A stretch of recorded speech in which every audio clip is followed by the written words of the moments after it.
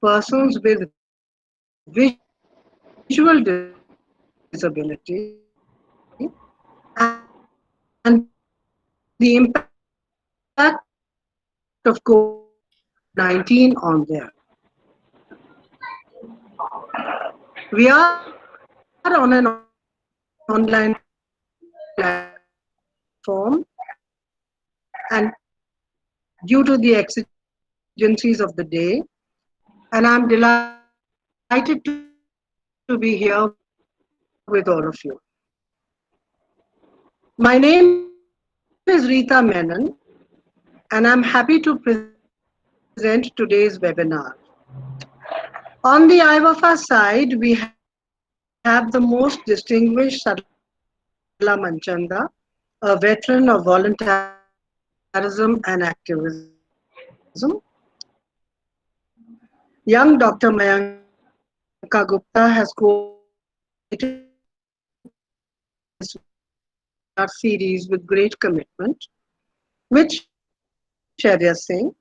Mithun Singh is there for special mention always.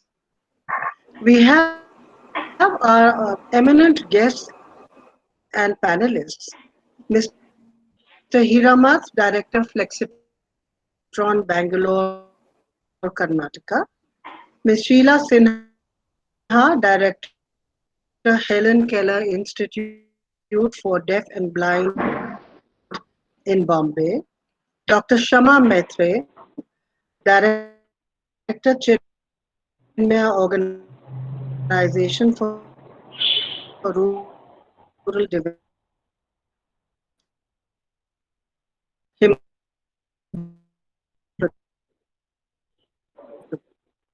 Pradesh. What makes the guests so special is that they are all past awardees of the Nina Sibal Award, awarded for outstanding community work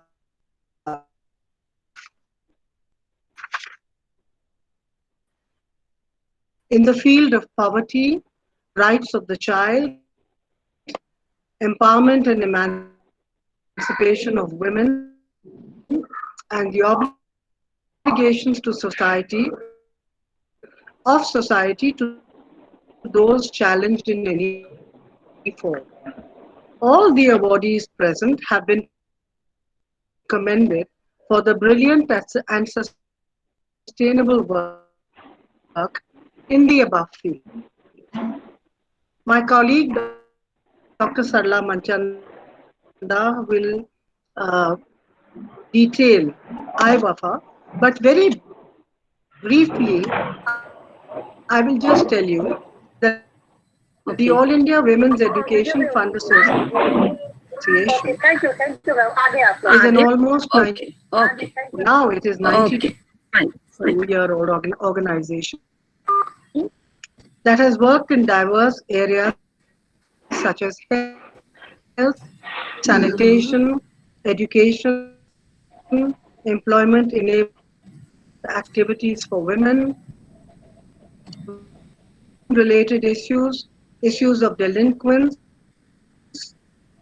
nutrition, children's health and adolescent issues, intergenerational bonding, measures to secure elderly persons live a life of dignity and good health, and above all, work for social harmony, economic well-being, and health, especially of women. Over the last 9 decades, it has secured a number of landmarks with the government, educational institutions, and the United Nations. It has, by the good work done over its existence, been given the opportunity to represent civil society at the Annual Commission on Status of Women Consultations at the United Nations. It is indeed a great honor. A brief note on Nina Sibber, an academic and a Foreign Service officer. Nina did not let her structured service and role come into her commitment for the working for the privileged, irrespective of nationality, the emancipation of women and children, and the differently able. It is in recognition of her persona and aspirations that the five of her, guided by her devoted husband, Shri Kapil Sibal, and mentor Dr. Karan Singh, bestows the award year after year to exceptional work done in these fields. Our three guests today have been invited as persons who have been recognized as ideals of the Nina Sibal legacy. The COVID-19 presents the greatest challenge today, cutting across all groups of people and countries. A challenge posed by the Spanish flu of the 1916-1918 era and not really experienced by almost 99% of living persons today. More than a challenge to others, COVID 19, with its attendant medical, social, economic, and psychological ramifications, poses the utmost problem for the disabled, especially the visually impaired. Like others, they have experienced a prolonged lockdown, which is virtually continued in our country and other nations. India is home to a third of the world's blind people, generally coming from a lower socio-economic status. Females are found to have a greater preponderance of blindness than men. Despite a number of actions taken by governments and institutions for ensuring inclusivity in employment,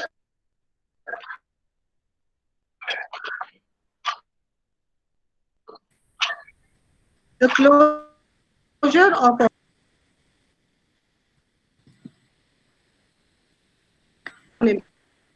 employment level and thus incomes. Measures for ensuring an independent life in professions like agriculture, animal rearing, small shops and establishments, computer operations are greatly impacted today. The COVID 19 pandemic has posed fresh hurdles before the visually impacted, in that 1. There is great risk in physically being assisted by a person which visually impaired persons are very used to. 2. There is risk in accessing basic health services, especially for those having both sight and hearing deficiencies. Identification of available health institutions for their ailments becomes that much more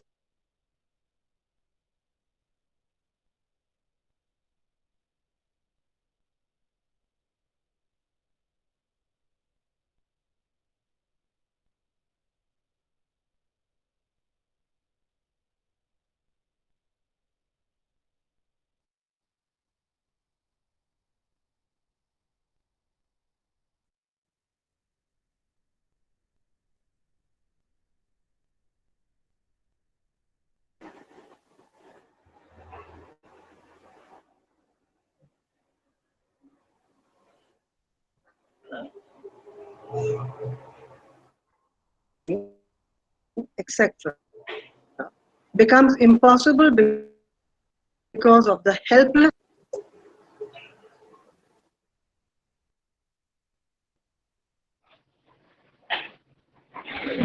in accessing hand sanitation stations in public places. 6. Touching surfaces for orientation, which is natural to a blind person, poses great risk to them. It is not encouraged by society currently, and therefore makes them much more vulnerable. 7.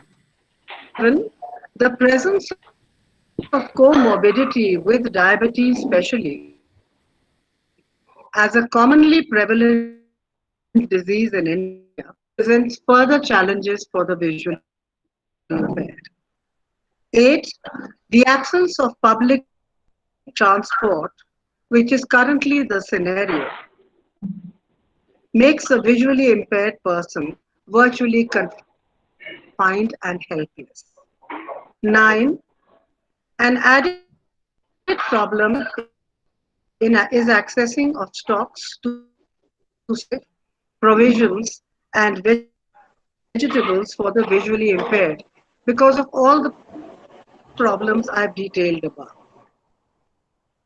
Given this background and a very, very cursory understanding of the matter, I now request Dr. Hiramat of the Flexitron Organization in Bangalore, Karnataka, to honor us with his views. A Nina Sibbal Awardee in 2010, Flexitron has brought technological innovations like alternative energy, low cost lighting, fields of disease control to focus on the problems of the poor, women and children, and differently abled persons in the society. Dr. Hiramat told me he would welcome reactions from all our esteemed participants and would be interacting with us with his talk without a presentation. Dr. Hiramat, Yeah. Can I go on, madam? Hello. Honored to have you. Yeah, thank you. Can you all hear me? And I now request you to give us the privilege of hearing your views on the subject of COVID-19 impacting the visually impaired. Hello, Dr. everybody. Hiramat. Good evening. Good evening to all. Hello, everybody. Good evening to all. I hope all of you can hear me. Yes, sir, you're audible. Okay, fine. Yes, sir, you're audible. Thank you. Now, as Dr. Hiramat. Madam put it, yes. Just as Madam put several points, she has covered most of the points. The challenges are extremely huge. Dr. Hiramat. Just forget the disabled. Hello. Yes. Madam, can you hear me?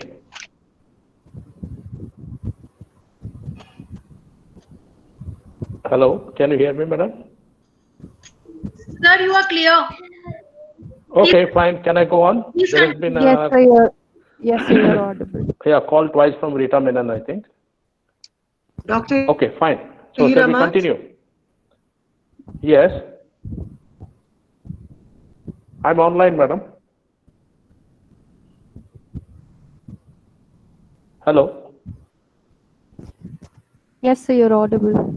Okay, fine. So I'll continue. Yes, the challenges are many for the disabled population as we are talking now.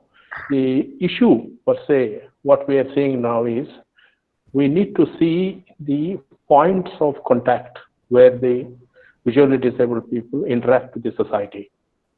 More so in the current situation, their issues are mostly based for health, their daily living requirements, and certain amount of transport and movement. All these three places have become extremely challenging.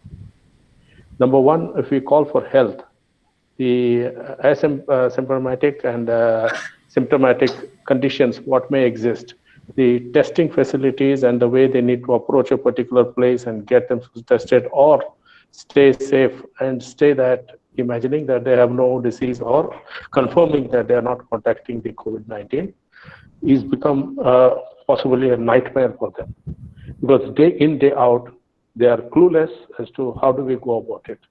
So if you take step-by-step approaches, number one, every single kind of barrier that could exist for them for getting their testing done in a medical center needs to be cleared. Or we need to have specialized centers or specific centers that cater to the visual disabled persons, that they could go there for the tests or whatever it is. And this area has to be clearly earmarked only for the visual disabled persons on a particular day at a particular time, or every day with a time slot, so that the hospital utility is done to follow. Second thing, what we are actually having is, if a facility can be organized by a hospital through a mobile van to approach a particular school, like the Helen Keller School or etc. in Delhi or some other places, or at all the state headquarters, the testing van should go there and they could reconfirm or confirm. This I'm talking only for the testing part. Now let us come to the shopping part, and if they need to take their groceries, etc. in a particular supermarket, we have to sensitize certain chain of supermarkets that this is the way you handle this particular population, this is the way they should be given space, and they should be guided by your staff with a particular social distancing method and taken around without any kind of a physical contact, in a manner in which they either go through an assisted guide system using a cane or something, and they go to specific spots where they need to shop. Instead of independent shopping, it has to be an assisted shopping. This can greatly help them to collect whatever requirements they need on a daily basis. This could be done. Maybe we have Reliance Shoppies, we have Star Bazaars, we have a series of supermarkets which are now opening up almost every place. They can have a centralized sort of training which can percolate down right up to the last staff. And at any single place, for example, in the places where no priority testing or things cannot be done, we must ensure that they are given top priority regarding the testing. Sensitization of the medical staff is a must. They must be told to how to handle them. Unfortunately, the sensitization part hasn't reached across the country, even as of today, even under normal circumstances. So this is of utmost concern that some amount of effort has to be put here. These are special circumstances, and we should take care of these special people, absolutely. And one of the last particular thing is the deaf blind persons who truly face the toughest challenge in this situation, because their only line of communication is through touch and feel. There, I think we definitely need to evolve a standard set of procedure before you approach, or the deaf and blind person approaches another person for communication. What is the protocol that's to be followed? We need to follow this particular method. This is about my viewpoints on this particular front.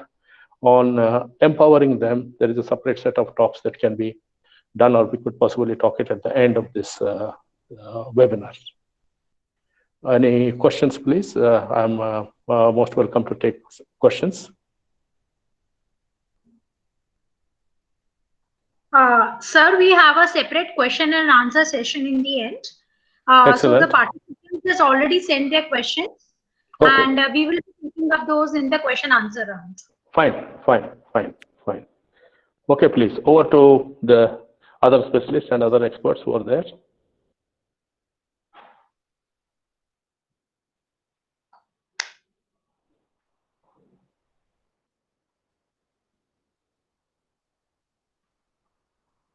Rita ma'am, you're on mute. Rita ma'am, please unmute yourself.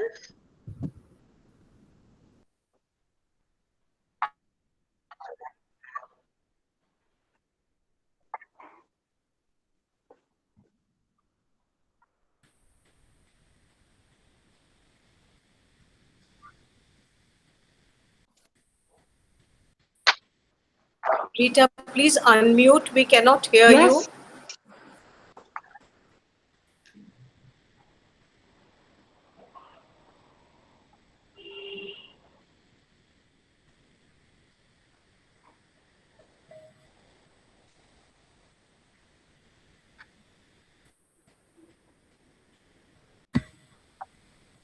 Yes, please.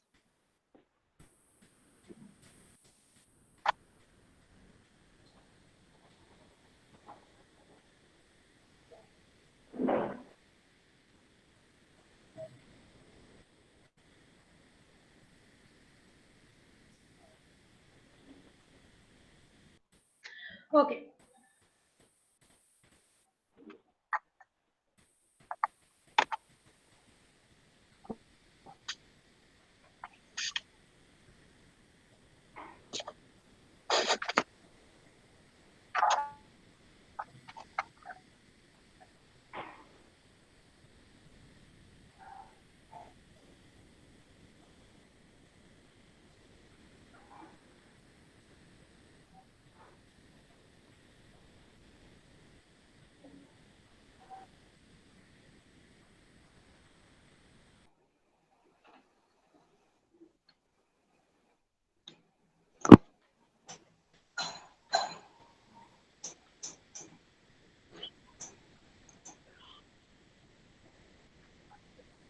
Are we all here?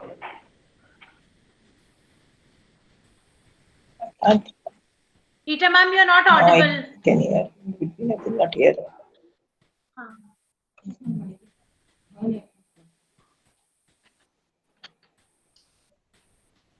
Rita, please unmute yourself.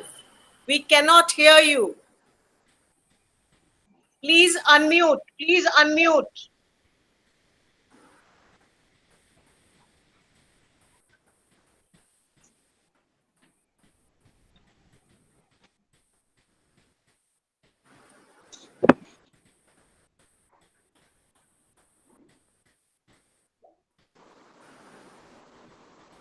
Rita is not on mute. There's something wrong with the technical platform.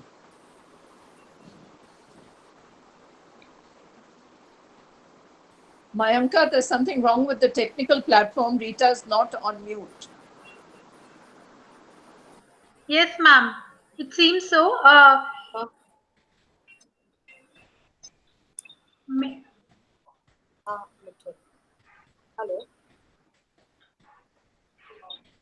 May I invite now Miss Hello? May I now invite the next speaker, Dr. Shama Maitre, to please enlighten us with your speech.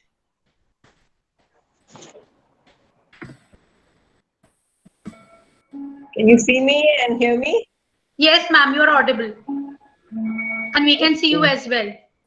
Okay, that's fine. It's very nice to be with all of you, the panelists, and thank you for the AIW EFA for inviting us. The kind of talk I would be giving about and discussing about is going to be a little different. It's not focused on visually impaired people. CORD is an organization that works in comprehensive integrated rural development in 900 villages in 5 states in the country. And cross disability is one of its many programs, which itself has a background that was prepared already even before the COVID-19 to be able to respond to the people's needs, especially the very vulnerable. During the pandemic, we were all in a storm, but all of us were in different boats. And amongst all the vulnerable people, the marginalized and the poor and the single women and the adult population, the elderly population, we were also having the most difficult vulnerable people were the persons with disability. Now our program is all over rural India. We do not work in urban India, so the kind of response that we had to do was very different from the kind of responses that may have to be done in other areas. Since we already had we have a program that is based on panchayat. So in rural India, there are about 25 lakh panchayats. So this is a model that can be replicated all over rural India. It's very scalable. We have panchayat-based, community-based organization in each ward of the panchayat. And all of them are not parallelly running with the panchayat. They have their own Gram Sabhas and Gram Sabhas, so they get merged into the whole Gram Sabha program and all the entitlements of the government together. And the persons with disability are all linked to this community-based organization, especially of women in the village, in the ward. Each ward has a one Mahila Mandal, and persons with disability who are women or young girls, they are associated with this Mahila Mandal. Children, PWDs, their children, the children's mothers are associated with them. And for adults, their wives are associated with these groups. So all the issues of the people with disability are discussed in the community, and they also have another forum, an advocacy forum at the panchayat level. This is a community-based organization at the ward level, but the persons with disability also have a panchayat level advocacy forum. So they have their own way of talking about their issues, and all of them are related to the panchayat. Besides that, for them, we have a village resource person. So when this sudden pandemic came and it was a crisis, but for in a rural area with around 2,500 persons with disabilities, we did not have to face so much problem that we heard across the country about people with disability having difficulty in access to food, difficulty in accessing their medicines, or having healthcare. So what really happened was that the community and the women's Mahila Mandal in each of the wards. Moving on to our next speaker, I now call upon Mrs. Sheena Sinha of the Helen Keller Institute for the Deaf and Blind. She is based in Maharashtra, and she will acquaint us with her perspective on the problem. A 2013 Nina Sibal Awardee for excellence in her field, the Institute works in the field of educating, rehabilitating, and helping the deaf and the blind. We believe Mrs. Sinha's experience in working with that very section in society that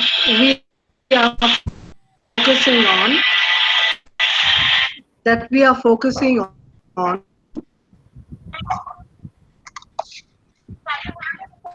I can hear you.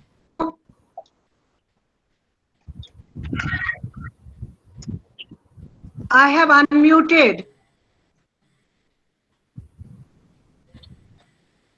Hello, can you people hear me? Can we ask Dr. Yes, ma'am, Sheila, ma'am, you're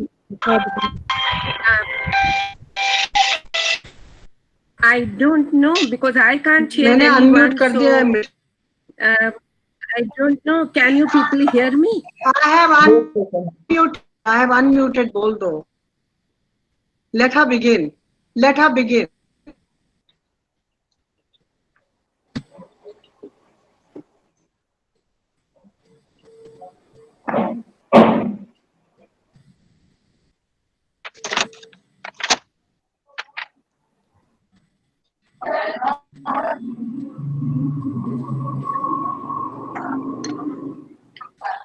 Yes. Yes.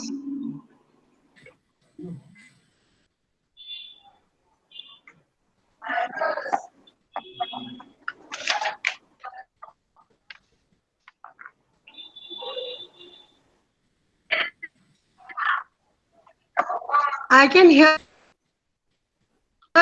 you all very carefully. I don't know. There is some technical problem. Can we continue? Okay. No, I think everybody can hear you. So, as it has already been said earlier, that the two problems which were was faced by most of the blind people during this, when it all lockdown started, was transportation and all the functional needs, fulfillment of all the functional needs. Now shopping, going to which, no formal information. A couple of them who were employed by someone, they took care, but many of them had no information about where to go, what to do, how to get food. Even those who could cook themselves didn't know which grocery shop was open. There were no transportation available for them. So these two things are really, it came in their way. And another thing which it has already been mentioned, that touch and hearing being their main source of information. If even somebody helped them reach a grocery store, if the areas could be labeled in a tactile manner, if the tactile numbers could be hung, and somebody could be guiding them that where the grains are, where the fruits are, because there was no tactile input and there was no way, there was so much chaos, there was no one really aware of how to guide them. They could themselves move and feel around and touch, but in this situation where things, and even the grocery stores, normal things were not there. There were coupons, there were 10 people in many places could enter at a time. All these information was not provided to them. And then transportation, this was another thing. So how to go to which store is open. So I think the information was not provided to them properly, and the tactile input. Somebody, as somebody has earlier mentioned, that somebody in every store, every area, at least in one store, could be there to give them a special, give them some information, or to make a special queue as you make somewhere for elder people, senior citizens, for disabled people, where it could be facilitated, the movement through different stores. That transportation and information, these two were the main problems which came in their way, I think.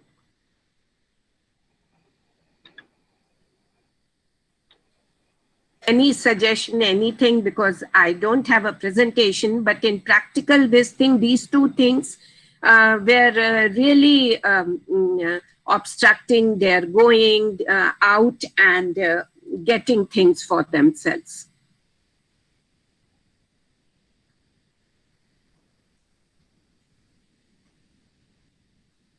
So may I, I'm Dr. Sharma here, may I now say certain things? Can you hear me? Yes, yes, ma'am, we can hear you, please, ma'am. I was just talking, and in between, I think I got interrupted. I wanted to talk about a very resilient community-based approach that makes all the disabled persons receive a lot of inclusiveness from the community, and also become not only persons who need help, but who can become contributors too.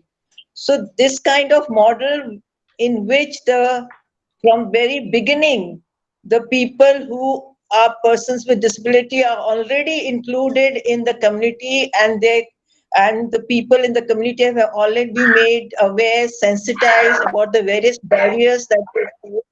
So as soon as the COVID occurred, in all these villages and 250 panchayats, there was an immediate response for the persons with disability.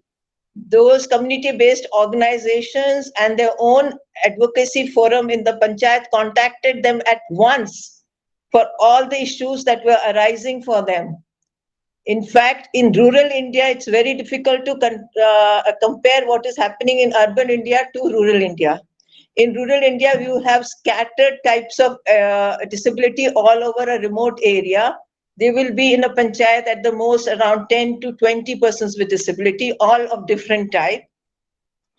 So what happened during the COVID was that as soon as people realized that which are the families of persons with disability that required ration, dry ration, it reached them at once. The ones who required monetary help, the community-based organization actually donated money to their homes.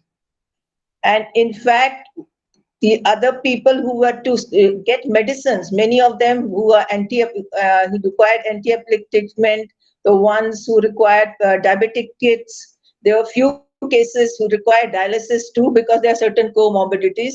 The arrangement was made by the community.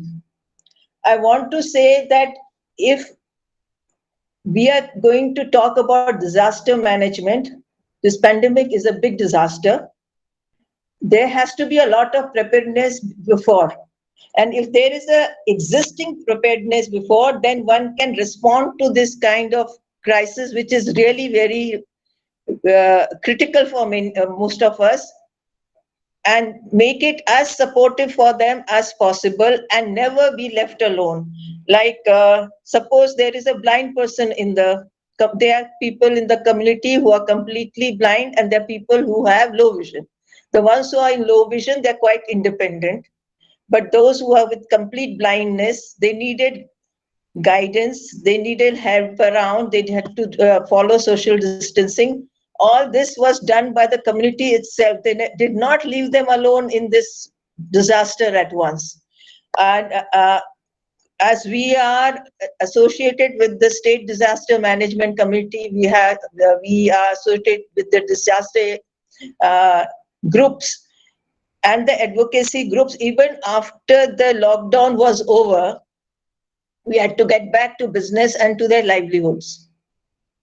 So to make sure that each one of them is able to earn, and whatever earning mechanisms that we had set up in the villages, because the kind of livelihood mechanisms that we set up for them is very much customized to each person. We had to make sure that their livelihood does not suffer at all.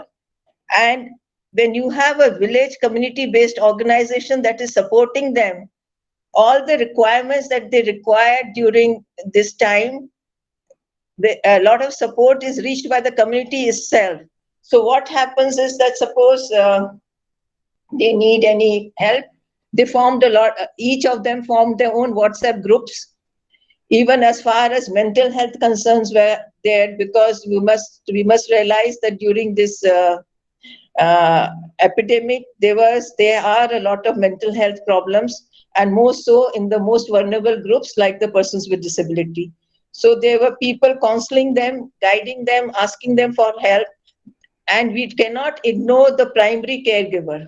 The primary caregiver in each of the homes where there's a disabled person, the more profound or severe it is, has extra burden. And how to meet this burden is also met by the community around. The homes know that this one has a person with disability. How do I approach them? How do I help them? As long as their therapy sessions were concerned, because they were linked with their village resource person, a lot of virtual meetings were taking place, and virtual strengthening talks, strengthening for their muscles, language therapy, and any other therapy that is a part of their therapy alongside what they are doing in their life was going on, except for the fact that in the education part, because we have inclusive education, all of them are in children, there are about 360 children admitted for inclusive inclusion in the local schools. Although the government had a very good program called Har Ghar Mein Pathshala and Hum Kisi Se Kam Nahi, a very specific approach for education for children with disabilities, there was a little problem in the way they executed it. So we are working with them in this, that you could not, they sent them the same program that they were sending to other people with all normal children, and did not make a specific program for the children. It was there, but it did not reach the children. So we have to work with the education people. But I must tell you that every state must have responded in a different way to this epidemic. The government of Himachal Pradesh was very quick to address the issues of the persons with disability. Their entitlements of all their pensions for 3 months reached them for 3 months at once. Then they got other government programs of Sahara Yojana. And since all these people in rural India belong to the disabled person's family, belong to what is known as for the Kisan family, they got the Kisan Samman money. So in fact, it's besides their own pension, each of these disabled person received another 1,000 rupees under various programs. The PDS system became free for persons with disability. So their ration came free. In fact, in the Anganwadi workers in each of the panchayat made sure that the ration for the child reached the child. They actually went home by home of disabled children to give them the ration. So what I'm trying to say is that if we have a system that works with the communities, we as NGOs work as facilitators, and we integrate ourselves completely with the government programs that are going on. In fact, they may not be very friendly in the beginning, but once we have made a lot of work with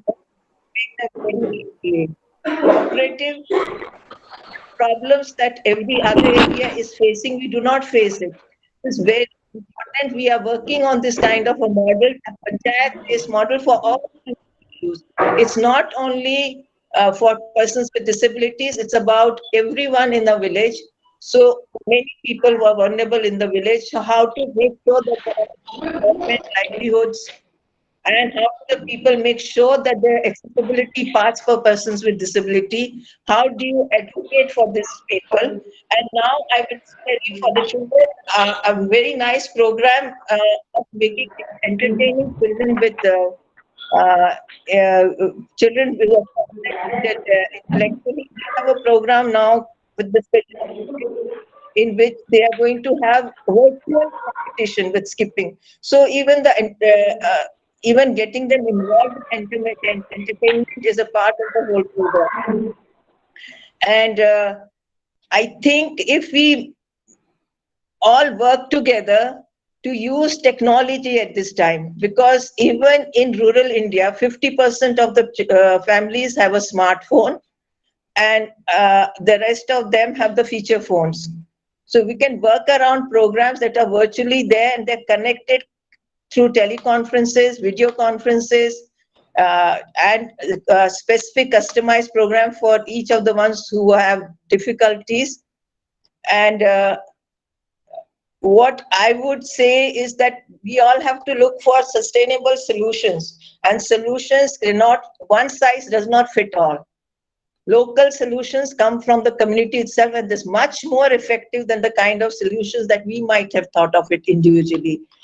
If we engage them, community engagement is something that has not taken as much as a part as the government should have done this time. We sort of worked with the government, but they did not do as much as they should have, because maybe sometimes people do not understand the potential of the community. They may not have enough faith in them, enough trust in them, but once they start, because this was happening and we noticed it, that the panchayats and the communities were not given enough responsibilities or not getting involved by the administration. We wrote to the Chief Minister, and the Chief Minister at once began the Panchayati Raj stimulation program, in which the communities began to be taking part. And the quarantine, whether it is a disabled person, they made sure if there's a disabled person or a girl, how to quarantine that kind of a person very sensitively. So I would like to emphasize the fact that if we want resilient programs, if we want sustainable solutions, if we cannot do it alone, we have to have mechanisms in which communities come forward.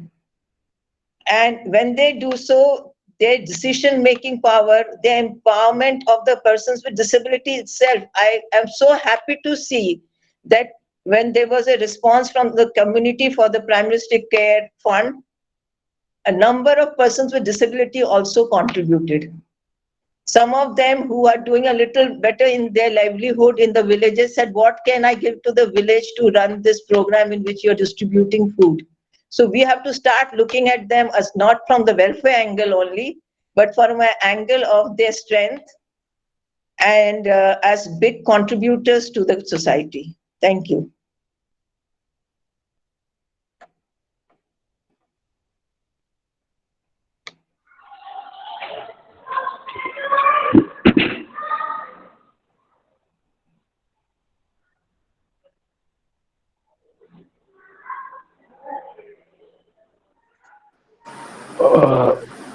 Karlaji, you have a question? Yeah, one moment, Mr. Hiramat. We are having a lot of disturbance from your mic. So could you mute it when you're not speaking and unmute it when you are? Because we're getting a lot of disturbance from your mic. And I think Mrs. Menon, I think you have to unmute. Mrs. Rita Menon, you have to unmute.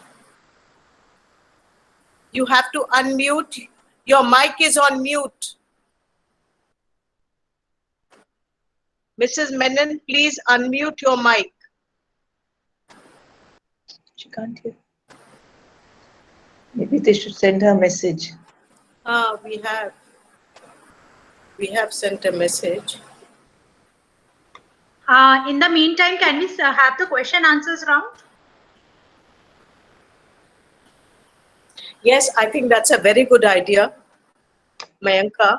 One question which I have for all the speakers, Mrs. Maitre, Mrs. Sheila Sinha, Mr. Hiramat. The core of this webinar series is to build resilience amongst the disabled and to recognize that they also are contributing, as Mrs. Maitre said, contributing to society. It's not that they are just getting the various favors. So how can we build resilience amongst people with disabilities in the spheres that all the three speakers are speaking? Mr. Hiramat? Mr. Hiramat, please unmute your mic. Yes. Can you hear me now? Yes, yes. See, it is like the previous speaker from CORD who spoke. Madam has put an excellent point in view here about the community-based rehabilitation system. And a larger context of it for building resilience would be, how do we bring it in the urban scenario also? So the connect between actual requirement and what and how much we can do and what their exact challenges are.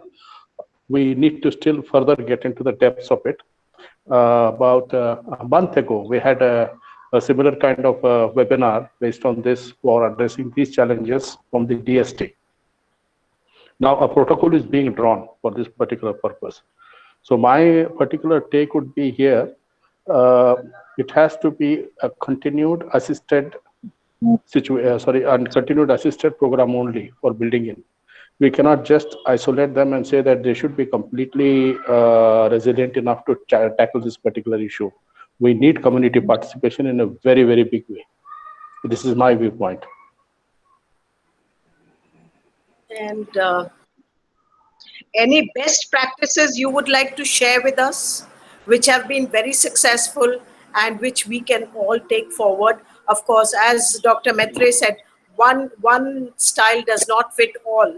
So we can adapt it for our own needs. Any best practices? Yeah, please. No, please, Mr. Hiramat, you continue. I'll talk after you. Yeah. No, the best practice is, as I put it, it has to be right now for this current situation. We have to have community participation in seeing that these things go smoothly for them. Because even the able-bodied people themselves are facing huge challenges now. The disabled people will have much bigger challenges. So it has to be, best practice would be all of us participate with them to see that there's a smooth going for them. This is what I feel. And certain stores are practicing this. They are giving them a separate queue. They are having some assisted purchasing system. Yes, and thank you. Yes, please. I think Mrs. Menon. Yeah. I have been doing that. It's not happening. Yes. Your mic is on now. Good.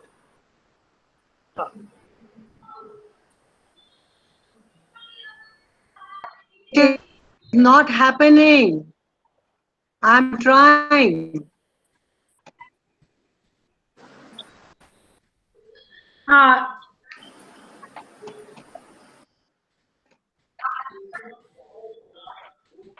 Rita ma'am, in the meantime, can we ask questions to the speakers? A lot of participants have asked the questions. Please, yes. First of all, I would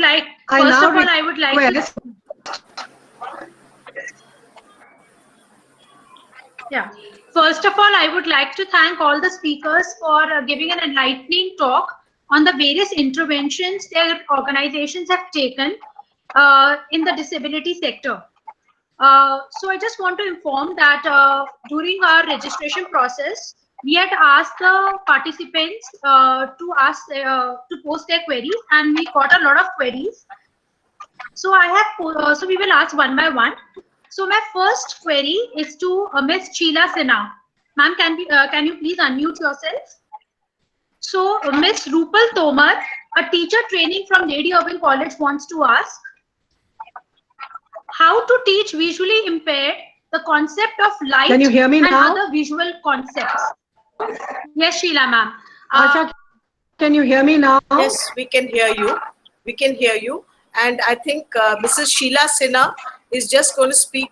She's going to answer a question that has been put up by one of the viewers. Asha, can you hear me? I can hear you. I can hear you, Rita. Mrs. Sinha is just answering a question.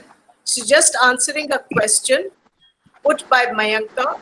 And she is, Rita can't hear you. Okay, Sheila Sinha ma'am, can we continue? Rupal Tomar of Teacher Training ILIC wants to know how to teach visually impaired the concept of light and other visual concepts.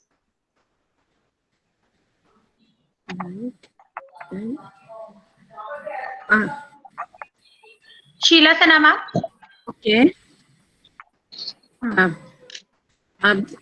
See, something like light or stars, if it's a totally blind student or a totally blind person, it wouldn't serve much purpose. So you can, if it's a cognitively at a high level person, then you can explain the way you do to other persons with braille material, with tactile pictures.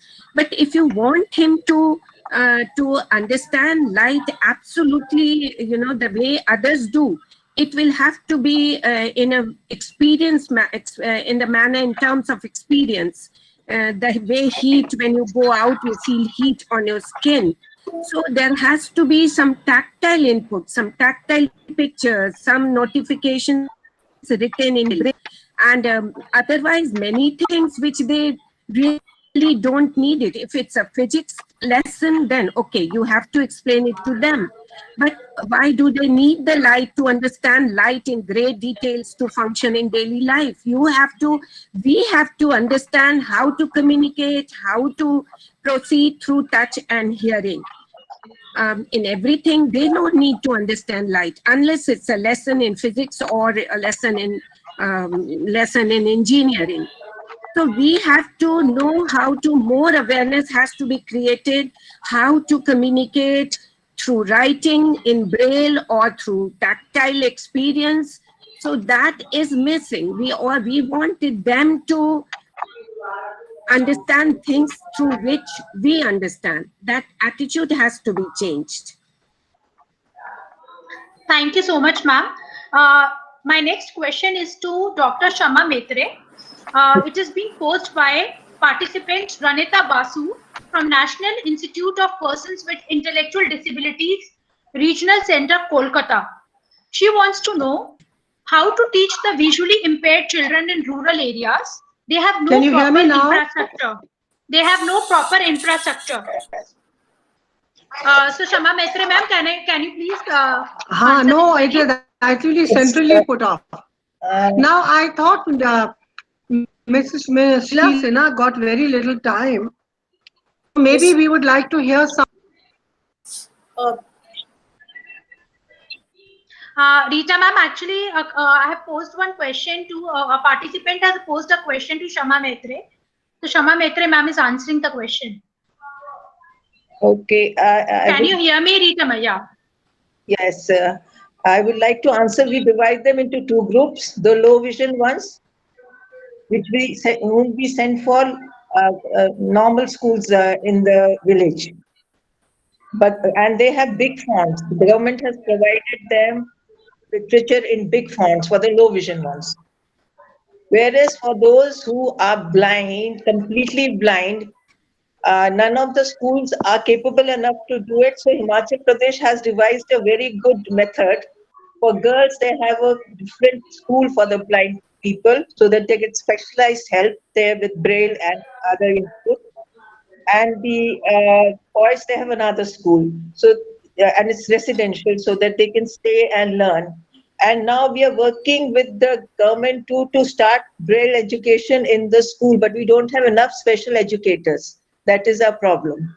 So she's right that if the person is completely... Can I please interrupt for a minute? Education is a challenge. This is the issue. On one hand, we are talking about integration, social integration, emotional integration, academic integration. On the other hand, we are again going back residential program. We are going back to one special for completely blind students. I think special educators, yes, I fully agree. There's great dearth of special educators, and it's not possible to have special educator in every village in the rural area. So the answer is to build an army of social workers, ASHA workers, 10th pass, high school pass, give them 6 months training, 3 months training, not 2 years of D.Ed or B.Ed. And then they can go, the local people in the villages, that is the answer. But I don't think that separating them further will solve the issue. And residential program is not at all the solution, because ultimately it's the family which has to take initiative. The family needs to know what they need, how to communicate, how to teach. So all that can be done through the social workers, village workers with some amount of training. I agree with you completely. We are very much for inclusion. But we are preparing what you directly said, because we don't have enough special educators. We are preparing village volunteers to do this kind of job, because we are working with only inclusion. But the kind of solution that we have at the moment is this, but we are in the transitional phase for completely blind. And since I'm working with very few blind people, I will not be able to tell you about the children, the ones the parents do not want to send their child. We work with them in the same mechanism of what you have talked about, till we can train our frontline workers with braille. Okay, so I think I agree with you completely. There is no doubt about the advantages of inclusion into community. Okay. Thank you so much, ma'am. The blind, totally blind. I'm sorry. Yeah. Please, ma'am, continue.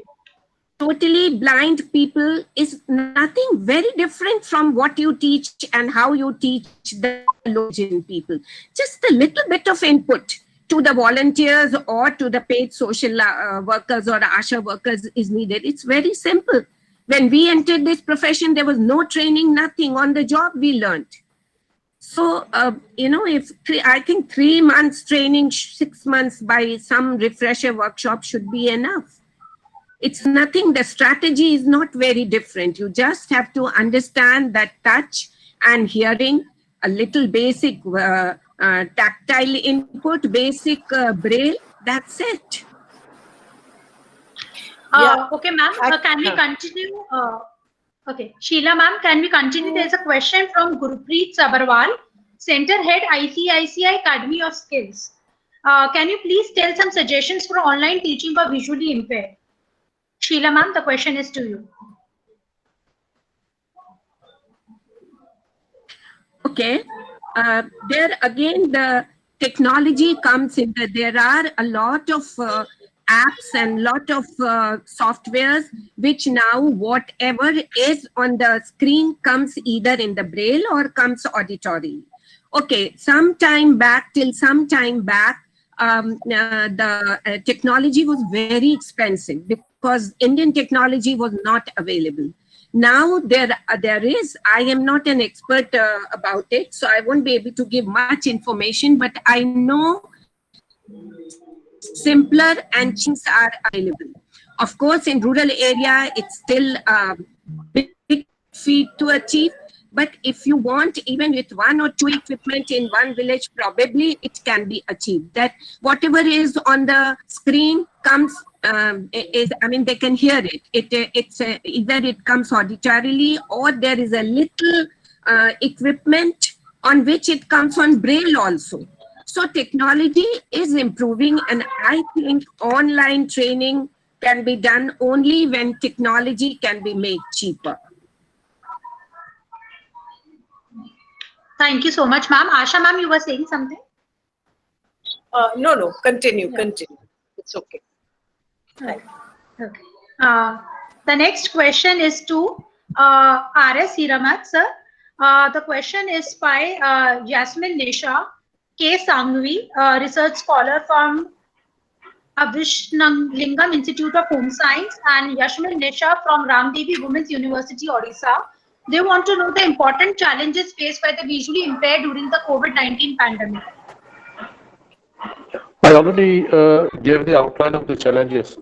Number 1 is the social distancing. Number 2 is taking the spatial cues as to where they are through letters of touch.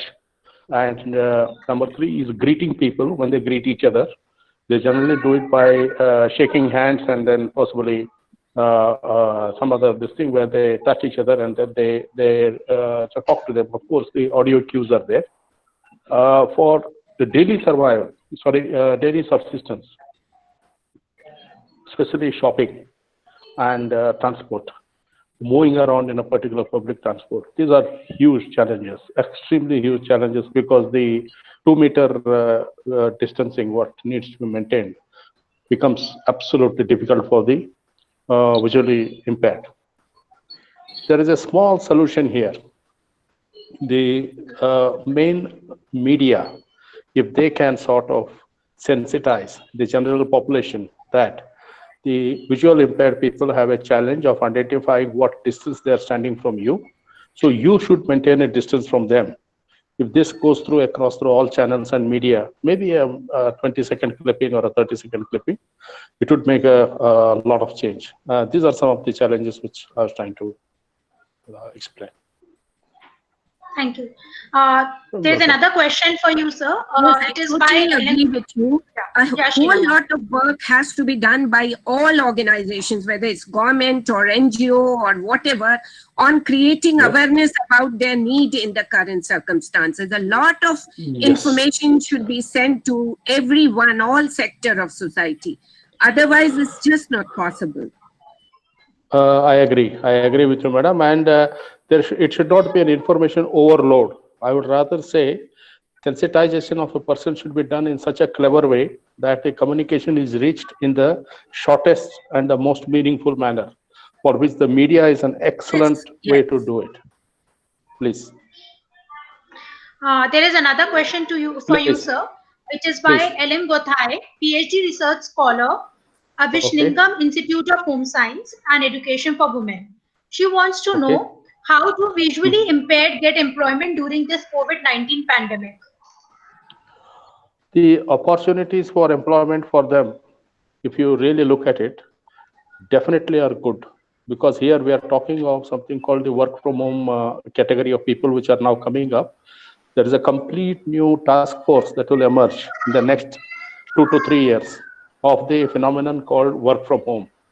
These people could be working from several sectors like translation, if they are good at talking 1 or 2 languages through whatever skills they can. Second thing is they can be good at taking surveys for people where there is a set method where they will have to take surveys from individual people where a complete caller target has been given. Third thing is also taking in data inputs from several other things. So when we talk of people coming within the area of work from home, this is an excellent era now where we can really plan to give them a new opportunities for doing these things. So these are the 3-4 areas which I just outlined for the sustainability and empowerment. Thank you, sir. Can I ask Sheila ma'am if she has certain, she can elaborate on the question more? She wants to add on to the question. Yeah, please. We would like to hear it. The question about employment, yes. What he said is absolutely correct, that working from home is one sector. But I would also like to see them more in the external world also. See, a lot of them are teachers, Braille teachers, mobility teachers, many of them. Now, when the school system starts, when everything goes back to normalcy or near normalcy, then I hope and pray that they should get back to their jobs with some amount of awareness about distancing and all. Many of them are into Braille proofreading. Now, that can be done from home. But the question is, as it is, they are socially isolated. So we should have a balance of both, working from home, and also going out and continue to be a part of society.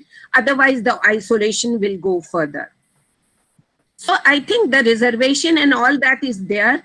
People are not even aware of the legalities of the rules and facilities which National Trust and many other things are doing. So more information about that should go to the employers also.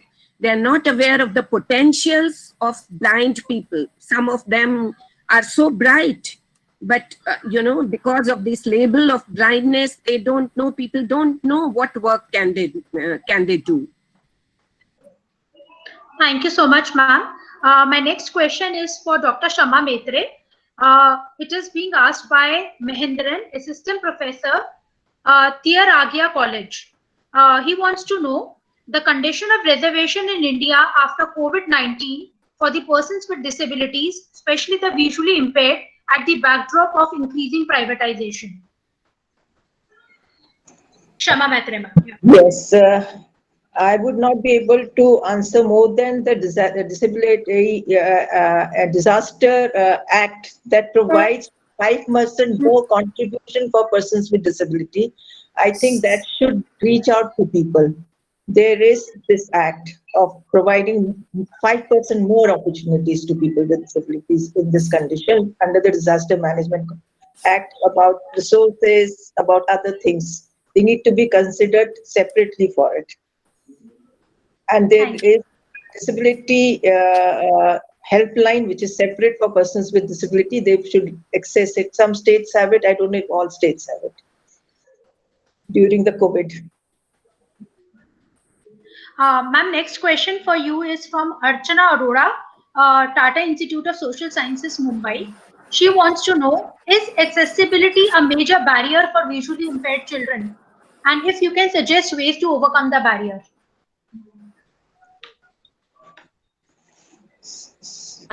In the villages, it depends. Sorry, go ahead. Please continue, Sheilaji. Please continue. Kshama Maitre, ma'am, if you can continue, I'll come back to Sheila, ma'am. I'll take the viewpoint of everyone. Okay. Okay. So, what is meant by this miniature barrier or whatever what the term was? I didn't understand the question fully. Okay. The question is accessibility a major barrier for visually impaired children? And if we can also suggest ways to overcome the barriers. Yes. This accessibility is a very big barrier still. You see anywhere, the roads, it's simply coming back. Physical accessibility is, of course, is a big issue in our country. Nobody bothers when the roads are built. There will be ups and downs. There is so accessibility. There are the ramps. Although there is a law, at least in Mumbai, that every big building should have a ramp or should have an accessible thing, Braille. But would you believe in some of the buildings I have gone, I have seen the Braille on the lift thing put in a reverse way. So because it was put by a normal, any laborer or any technical man, and he obviously didn't know the Braille. So that accessibility needs to improve. Small ramps, Braille everywhere in the lift, that The roads, I don't know what solution is to that, especially in the bigger cities. Delhi may be one place where the roads are good, in the main city at least.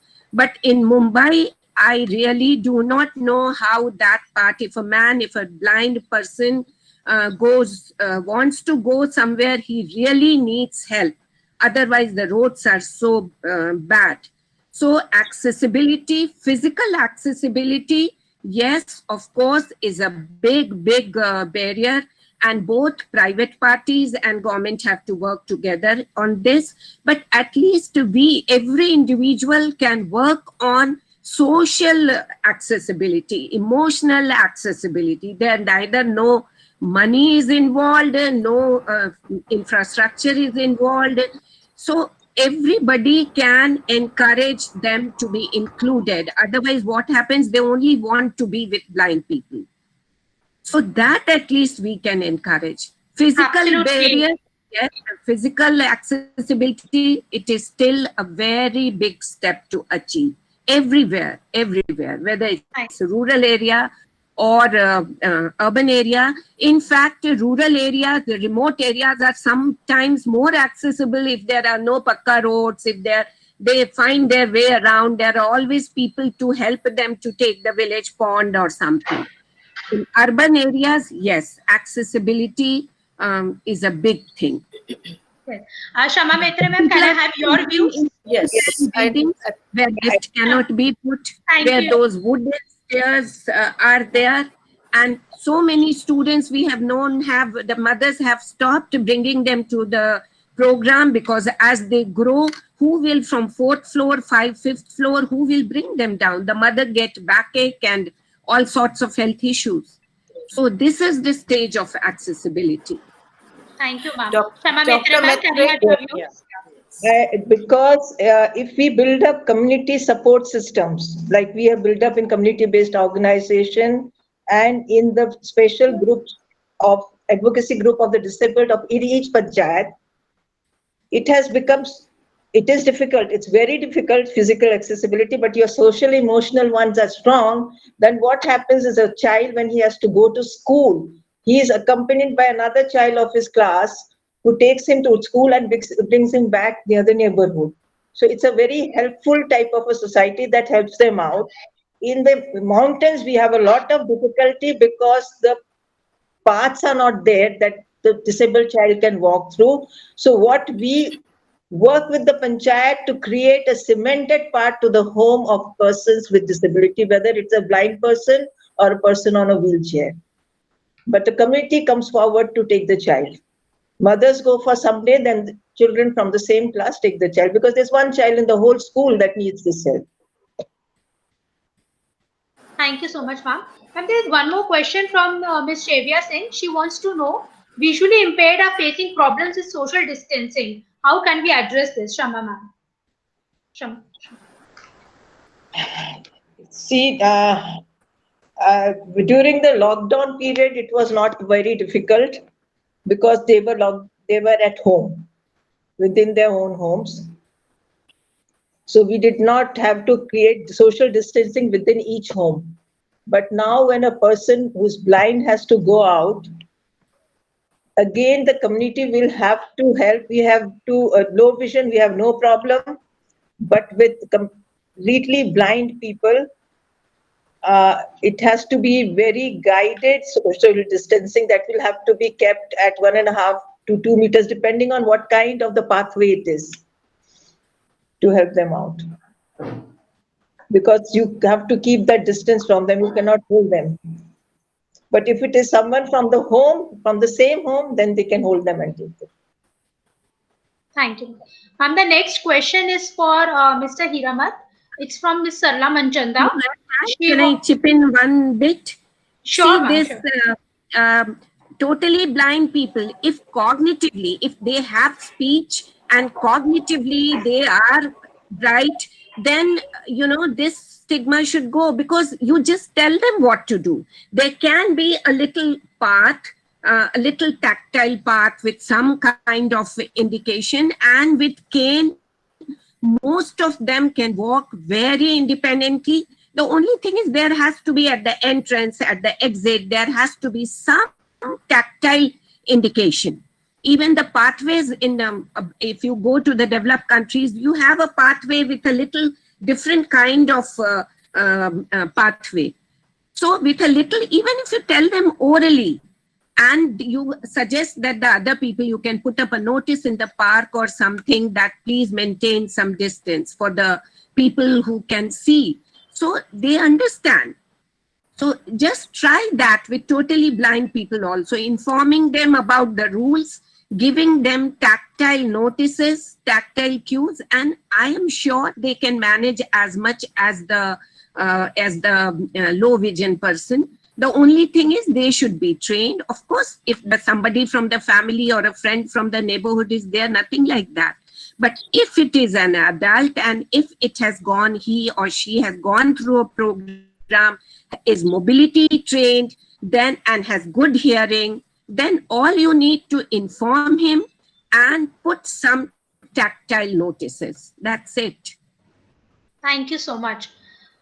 Very informative. My next question is to Mr. Hiramat by Sarla Manchanda. I believe you have innovated many gadgets for the disabled, visually impaired in particular. Can't some adjustments be made to those gadgets which will help the disabled tide over this COVID period? This becomes a bit difficult, though we have been exploring a lot of methods for it. One of them is an ultrasonic sensor. When we made a test, it led to a lot of confusion.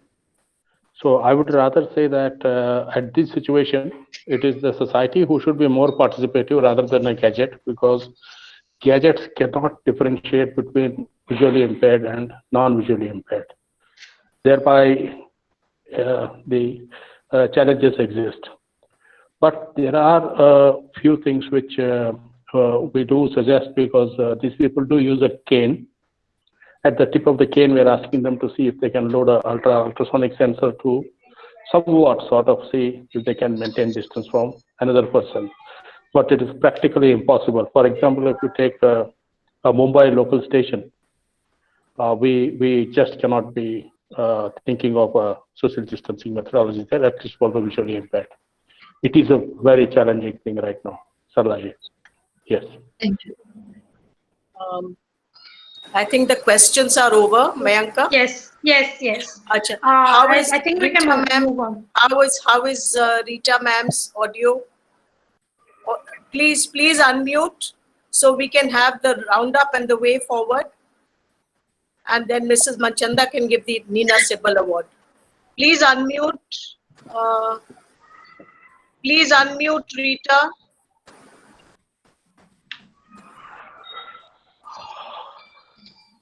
I think while we're waiting for that difficulty to get over, what we found in the last two webinars, most of the speakers said that we should take this COVID-19 pandemic also as an opportunity, because the so-called normal people have become sensitive to what the people with disabilities are facing, because they are homebound, there are various restrictions, so they can to some extent empathize. Then one thing, as Dr. Maitre mentioned, and another speaker earlier in one of the webinars mentioned, the government is more accessible to receiving suggestions like inclusion of disabilities in the NDMA and the State Disaster Management Acts. The third thing that we felt was the community response has been acknowledged and has been applauded by the governments. And this we find at all areas, the role of communities and self-help groups and the civil society, NGOs in making masks, PPEs, distributing food, etc. And as the speakers mentioned, without community support, nothing can be done.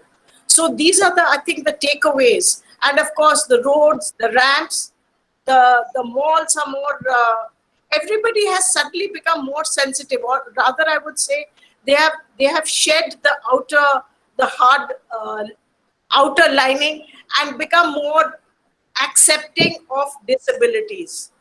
I hope this really continues and we are able to do to have far-reaching effect in legislation, in implementation of various factors like Mrs. Sinha mentioned about ramps and making them more accessible.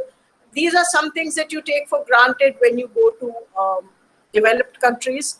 And now we find that people are becoming more aware of these. And I hope the day is not too far where community, the government, the NGOs, civil society, private organizations, corporates, we can all get together to make a better world for all of us, including people with disabilities, and also acknowledge the work that the people with disabilities are doing.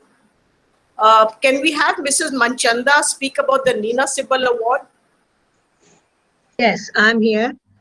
Thank you, friends, and all the participants of the webinar.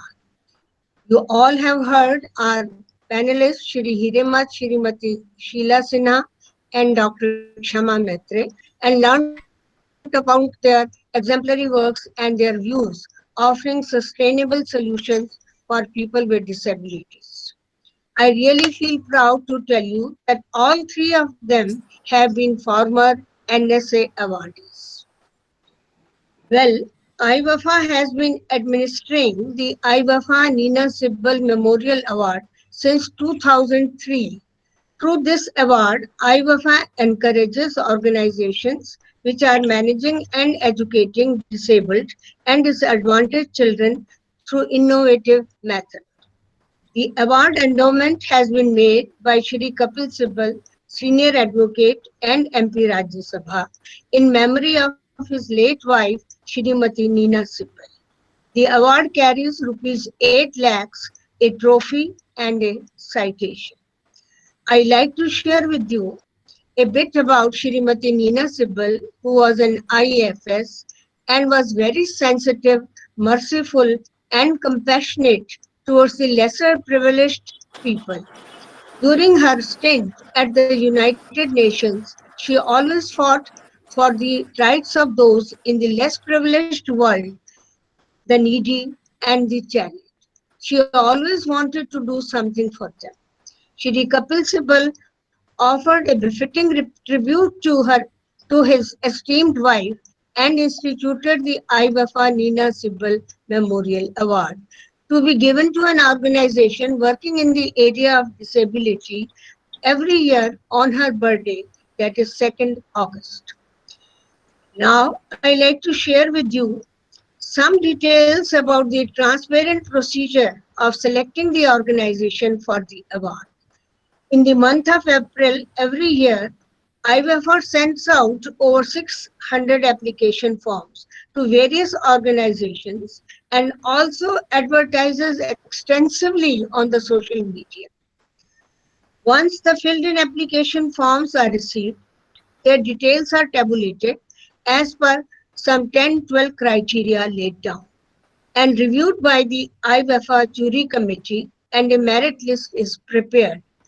The name of the awardee organization is then finalized in consultation with the main award committee, chaired by Dr. Karan Singh, MP Rajya Sabha, Shri Kapil Sibal himself, and one or two other prominent personalities. While evaluating the organization, special emphasis is given to the adoption of new techniques based on scientific research and innovations, reaching the unreached, and development of ability to work in sheltered environment.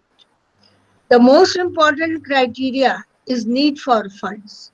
The award is given to the organization which really needs the funds to accomplish their work and not those which are already very well funded. This year, we are also considering organizations' contributions towards developing of COVID-19 coping mechanisms among people with special needs, build their resilience to face the challenge, and adopt practices which are replicable and scalable. In the end, I like to thank Dr. Karan Singh, Shri Kapil Sibal, and the IWAFA team to extend all their support and help for such a noble cause. Thank you. Thank you so much, Mrs. Manchanda. We are very sorry that we have been unable to hear Mrs. Rita Menon, who's been the chair and discussant for this program. She's an IAS. She's the former secretary, textiles, and the past president of the Ladies Irwin College governing body. We have been, we are very sad that we have not been able, because of poor connectivity. We have been talking about technology. I think we have, in this thing, we have really had a challenging task. One thing is that we are having the fourth and the final webinar on mental health, sustainable solutions for people with disabilities. The topic is mental health, and it is day after tomorrow. And we look forward to all of you joining in. And one more thing, the application for the Nina Sibbal Award is open till the 20th of June. So please ask your people to apply for this. And we thank all our speakers, Mrs. Sinha, Dr. Maitre, Mr. Hiramat, Mayanka, Mrs. Manchanda, and we are very sorry that we have not been able to take full advantage of the knowledge and stature of Mrs. Rita Menon. So next time, I'm sure the connectivity will be good and we'll be able to have her. Thank you so much. Thank you, everybody. Thank you, everyone.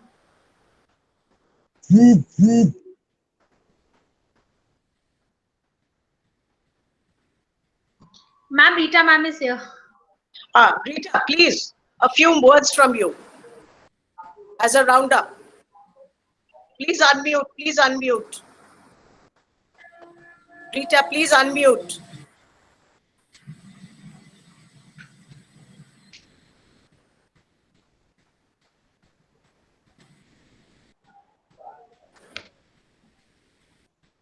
Rita ma'am, please unmute.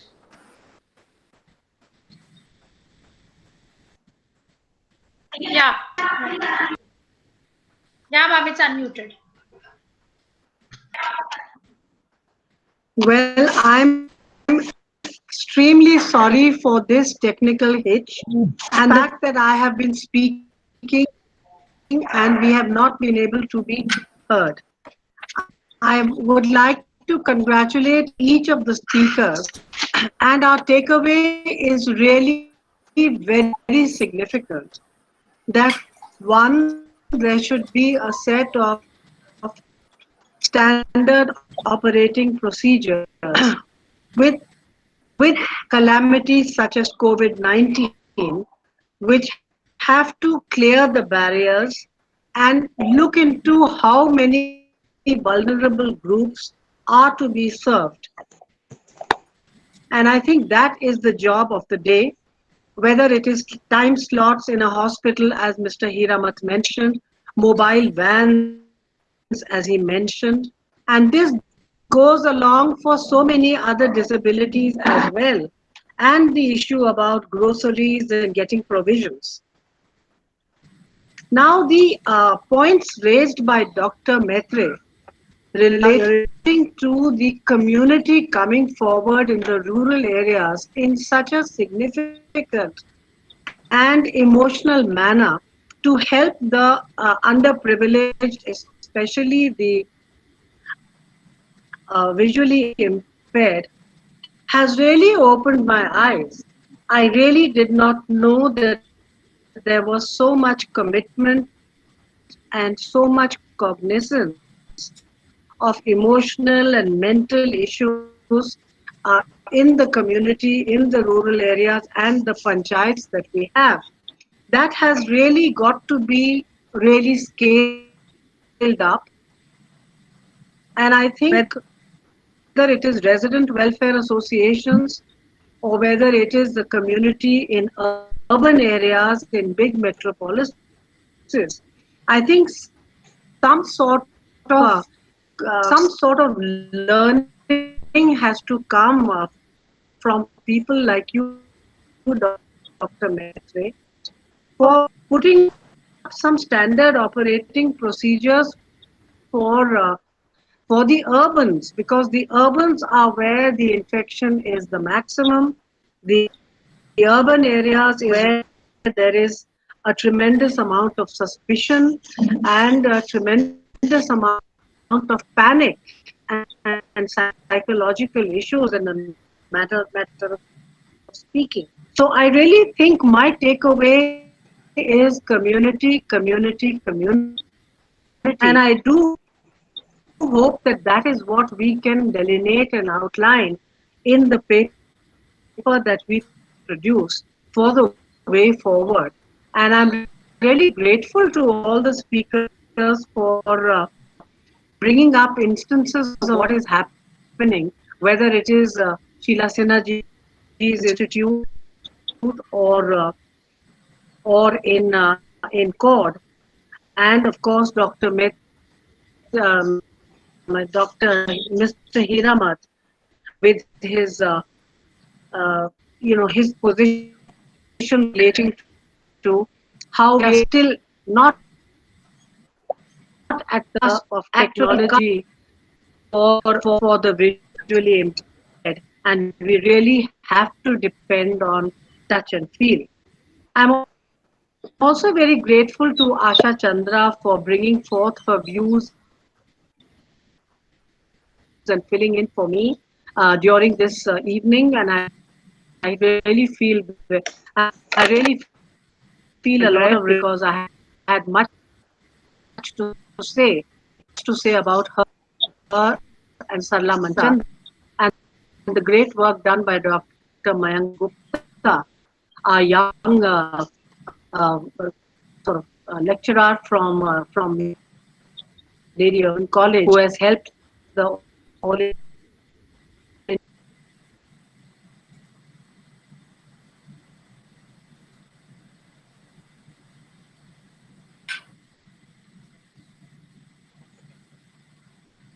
on mental health, because that will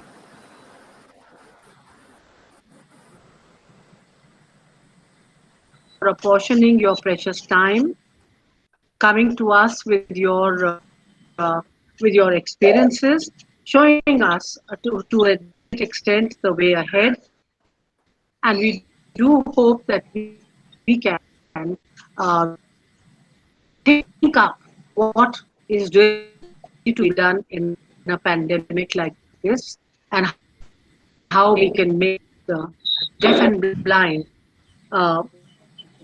inclusively work with the rest of the community for their betterment, safety, and comfort.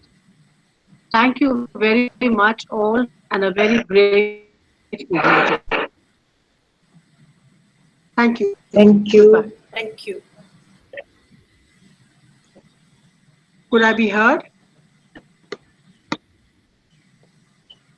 Can you hear me? Can you hear me? Absolutely, absolutely. We are at the end of the program, so we can all sign out.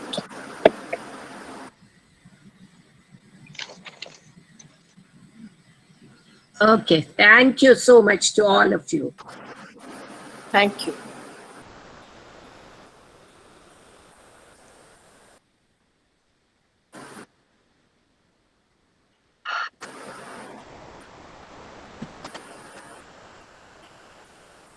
Amazing. Can you hear me?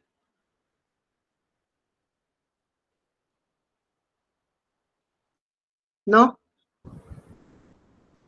No? Unmuted.